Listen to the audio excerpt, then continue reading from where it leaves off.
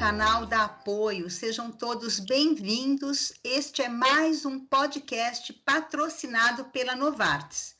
E vamos falar sobre um verdadeiro dedo duro da nossa idade, porque revela o envelhecimento externo, revela as marcas do tempo. Eu estou falando da pele. E será que a pele da pessoa idosa exige maiores cuidados? Para responder a essa e outras perguntas, eu, Márcia Chorro, vou conversar com a médica dermatologista doutora Inês Maria Cardoso de Almeida, graduada pela Faculdade de Ciências Médicas da Santa Casa de São Paulo, com residência em dermatologia clínico-cirúrgica no Hospital da Mulher, pós-graduação em Saúde da Família pela Unifesp-Unasus, professora de dermatologia na atenção primária no curso de medicina da Uninove e atuação no atendimento de população indígena em Carajás, no Pará, e de população de rua em São Paulo.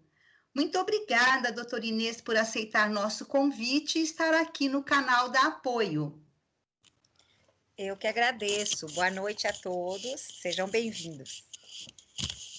Inês, em resumo, já que vamos falar sobre a pele, o que realmente acontece, o que muda com o envelhecimento? A pele é o maior órgão que a gente tem, o maior órgão do corpo humano. E, como você disse, ele espelha o envelhecimento que está acontecendo internamente também. Então, o que muda? Muda a elasticidade da pele, muda o tônus da pele, muda a cor da pele. E lembrar que pele são cabelos, unhas, que são os fâneros, cabelos, unhas, pelos, não é só a pele. Tudo isso muda, né? Então, o cabelo fica branco, a pele perde a elasticidade, vai ficando mais frouxa, mais sensível.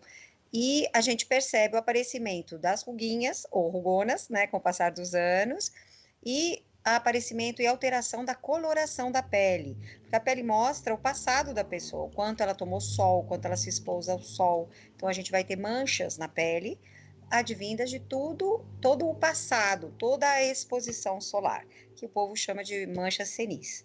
Então a pele ela vai mostrar o envelhecimento do corpo, né? Sabe que isso que você falou agora sobre pensar na pele, incluindo cabelo, unha, pelos, é uma novidade para mim. E eu imagino que para muitos ouvintes também. Eu sempre isolei isso, achando que quando se fala sobre pele, é só a pele mesmo. Então, é interessante ter esse conceito mais amplo. E aí, a pergunta que eu te faço, você falou sobre manchas, né? A gente muitas vezes pensa no banho de sol como algo que vai contribuir para o bem-estar, vai trazer mais saúde para a pessoa, mas será que para a pele o banho de sol ele é sempre recomendado? O banho de sol ele tem alguns cuidados. O sol é uma fonte de alegria, de prazer. O aquecimento suave que o sol provoca na pele traz conforto, principalmente as pessoas mais velhas que tendem a sentir mais frio. Então, se a gente pensar só desse jeito, a gente pensaria numa coisa gostosa, confortável. Mas o sol tomado nos horários adequados, ele não é ruim. E todos nós precisamos do sol por causa dos ossos, por causa da vitamina D. O que não pode, não se deve, é o sol, aquele sol depois das 10 da manhã, se expor ao sol das 10 da manhã em diante, até umas 16, 16h30. Mas um sol das 8 da manhã, 8h30 da manhã, é benéfico. Depois das 4h30, 5 horas também. Então, é aquele sol fácil de tomar, confortável, e que traz alegria para a pessoa que está tomando. Não tem que trazer desconforto. Fora isso, se a pessoa mais velha precisa se expor nos horários mais arriscados, nos piores, nos de sol forte, deve-se usar, nesses casos, um filtro solar, um protetor solar adequado à pele da pessoa, né? Tá bom? Você falou sobre filtro solar e aí eu me lembrei sobre a questão da pele ressecada. Então, passar algo na pele muitas vezes ajuda, né? E pelo que eu entendi, como você disse, o envelhecimento causa mudanças e o ressecamento provavelmente é uma delas. E aí, o que a gente deve fazer no caso quando a gente sente que a pele está realmente ressecada? A perda do manto lipídico, que é um manto de óleo natural que nós temos. Algumas pessoas têm menos esse manto lipídico desde a juventude, então vão ser aquelas pessoas de pele mais seca. Mas o manto lipídico ele tende a diminuir. Então isso traz um ressecamento. Fora toda a questão celular, né? O envelhecimento ele traz uma mudança celular que também vai contribuir para esse ressecamento. Então, o que fazer diante disso, né? Então, a gente tenta compensar a falta do óleo natural com um hidratante, que de preferência não pode ser cheiroso, não pode ter cor, tem que ser um hidratante o mais neutro possível, ou seja, sem essência e sem cor, para evitar algum tipo de alergia. E a hidratação passa a fazer parte da rotina da pessoa, se necessário 2, 3 vezes ao dia. Às vezes uma basta, mas isso aí entra o papel do cuidador, né, ou de quem está com essa pessoa, de observar descamação, pele acinzentada, desconforto do paciente, né? Coisas que tragam sinais de que a hidratação está inadequada. Uma pele desidratada, ela é mais frágil do que uma pele bem hidratada. Interessante isso que você colocou, né? Sobre a importância de quem está cuidando, ou cuidador, estar sempre atento e observando. E a hidratação interna, eu bebendo líquidos, eu contribuo para a hidratação externa? Para você ficar desidratado, a pele ficar desidratada por uma falta de água, de ingesta de água, precisa ser uma falta bem grande, né? É que a gente tem que lembrar que as pessoas mais velhas, os idosos, eles tendem a beber menos água, tá? E, portanto, tendem a se desidratar, né? Não a pele só, mas as mucosas. Então, beber água é algo bom?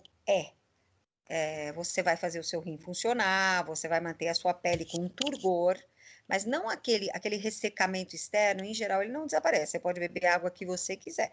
Você só está contribuindo para que a pele tenha um turgor, uma firmeza, né?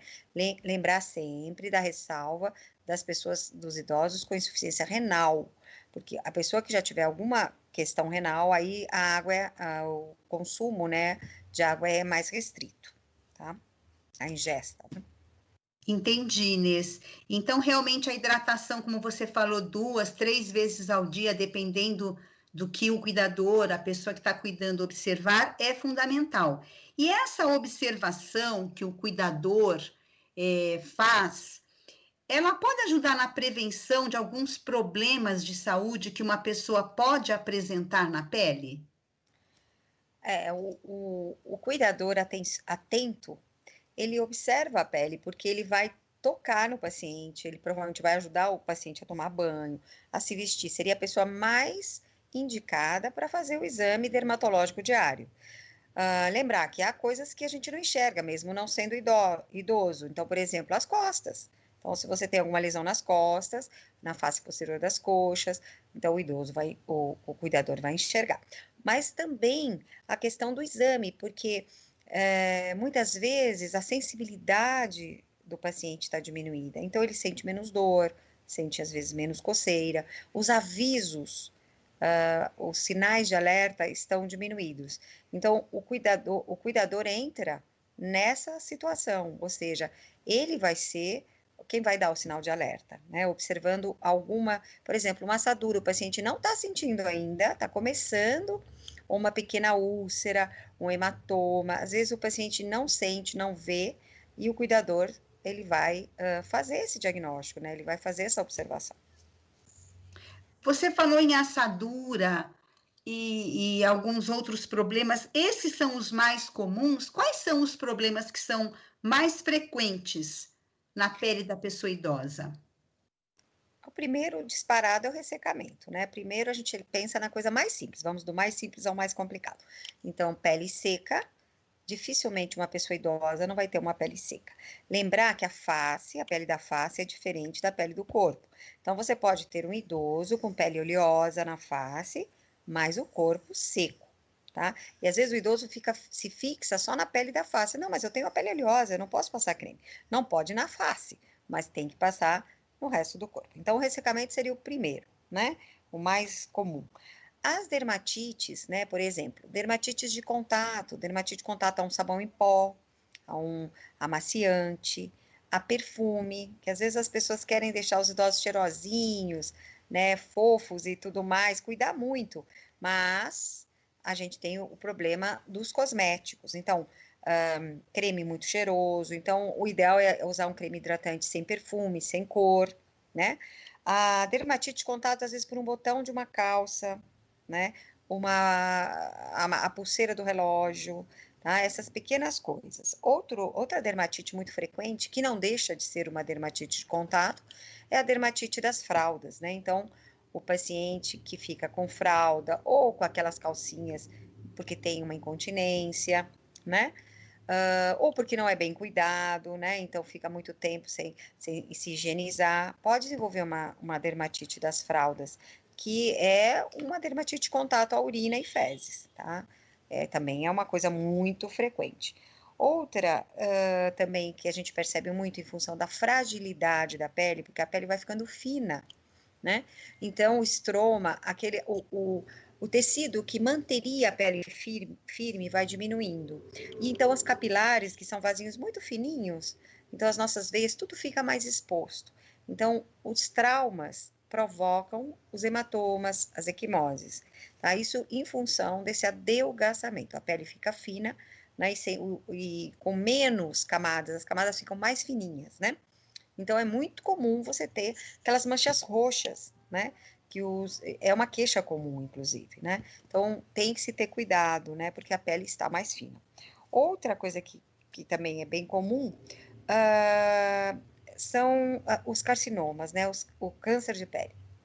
A gente tem os mais comuns, o basocelular, o espinocelular, que são aqueles em que o médico intervém, faz a retirada e o paciente fica bom, tá? Em geral, não tem metástase, e tem o melanoma, que é um maligno, que em geral, na pessoa mais velha é mais incomum, é um carcinoma de pele de pessoas mais jovens. Outra queixa, né, que acontece com frequência é a coceira. Coceira em couro cabeludo é uma queixa muito frequente. Você procura, não tem dermatite seborreica, não tem caspa, mas tem coceira no couro cabeludo. E a coceira do corpo, em geral, também é um sintoma frequente que pode virar uma patologia. Porque se você começa a se coçar, você vai ferir a pele, você vai permitir que as bactérias que estão cobrindo a nossa pele, os fungos, eles penetrem e podem até ter uma infecção secundária, né? Com a necessidade da ingestão de antibióticos. Lembrar também da dermatite seborreica, que é aquela caspinha que pode dar no couro cabeludo, que também pode coçar ou não, tá? Outra patologia bem comum são as micoses. Então, micose na virilha, por umidade, né? Por fralda, por roupa inadequada, micose entre os dedos dos pés e as micoses de unha. As onicomicoses são muito frequentes também, tá? Nossa, quanta coisa, né, que pode acontecer com a nossa pele. E a gente sabe, pelo menos se ouve muito falar que a temperatura da água, que os banhos quentes, aliás, uma coisa que eu adoro, um banho bem quente, mas eu sempre ouço que isso não é saudável. E realmente a temperatura da água pode prejudicar e contribuir para problemas com a nossa pele? Falando de banho quente, ele é relaxante, né? Então, é difícil você dar banho numa pessoa ou a pessoa tomar banho de morno para frio, por exemplo, no inverno. No verão até é confortável. Então, eu não fico, eu acho assim, não deve ser quente demais, tá? Mas uma certa temperatura traz um conforto. Então, o que a gente faz? Tem que hidratar. A gente vai consertar o estrago que a água quente faz. Porque se a gente pensar numa louça, quando a gente quer desengordurar uma louça, a gente joga água quente, tá? A nossa pele é a mesma coisa, a gente tem essa gordurinha, esse óleo na nossa pele, que com a água quente vai embora, tá? Resseca mais, tá? No caso do idoso, ele já não tem essa oleosidade na pele. Então, o que acaba acontecendo é que a água quente só vai se somar a esse ressecamento, tá? Então, o que a gente faz? Uma água razoavelmente confortável para o banho, sem sofrimento, e logo em seguida hidratar. E hidratar muitas vezes. Às vezes eu falo, hidrata após o banho. Geralmente os idosos tomam um banho só ao dia. Mas hidrate outras vezes. Vai botar o pijama, vai tirar pijama, tá com os bracinhos de fora, tá com as pernas de fora, tá descamando, tá com a pele com aparência de seca? Hidrate. Não precisa tomar banho para hidratar a pele, tá bom? Perfeito. E durante o banho eu posso fazer uma escolha de um sabonete mais assertivo, algo que contribua, já comece a fazer essa defesa durante o banho? Olha, todo sabonete é um saponificante, ou seja, ele vai tirar óleo, né? Porque ele tem essa função, né? De limpeza. Então, assim, sabonete totalmente neutro não existe, mas existem os menos agressivos. Se a pele está íntegra, não tem machucado, um sabonetinho infantil tá de bom tamanho. O Protex, essa história de usar Protex, tentar usar sabonetes bactericidas, isso não é bom. Você está mudando a flora, está mudando a microbiota da pele. A gente só usa coisas desse tipo quando realmente são necessárias. O ideal é um sabonetinho infantil, um Johnson's branco da caixinha, que eu acho, desde que a pessoa não tenha alergia. Agora, se há uma lesão na pele, aí muda, tá? Nesses casos, por exemplo, eu gosto de usar o Cetaphil, sem conflitos de interesse, mas é um sabonete que não faz espuma, tá? Então, é um sabonete que você passa e não arde, tá? Seria um exemplo. Mas existem no mercado várias coisas desse tipo, que parecem condicionadores até, eles não fazem espuma, tá? Nesse caso, a gente usa em períneo, né? Quando no genital, ou numa úlcera, mas no dia a dia, basta um sabonetinho infantil. Nossa, Inês, quanta informação importante, quantas dicas úteis você trouxe para esse podcast. E eu tenho certeza de que quem nos ouviu e quem vai nos ouvir em algum momento vai aproveitar muito dessas informações. Eu acho que você vai ter que voltar para outros podcasts para a gente poder levar mais informação, mais dicas como essas que você trouxe hoje, que foram realmente brilhantes. Eu quero muito agradecer sua participação e fica aqui o convite já para um próximo podcast. Eu agradeço muito esse convite, estou à disposição, e eu acho que quando houver a possibilidade para vocês, a gente pode explorar os nichos diferentes, né? Por exemplo, couro cabeludo, como cuidar, né? Coisas que ficaram mais superficiais, né? A gente pode se aprofundar um pouquinho e também sanar dúvidas, às vezes as necessidades, né? Quem nos está ouvindo pode ter perguntas e necessidade de conhecer mais a fundo algum desses itens, desses pontos, ou alguma outra coisa que tenha ficado para fora, né, que não tenha sido abordado, eu estou à disposição. Eu agradeço muito. Muito obrigada mesmo. Então é isso, pessoal. Aqui termina mais um podcast. E se você quer conhecer ou ouvir novamente, inclusive outros que já estão disponíveis, acesse o site apoio-saudebem-estar.com.br.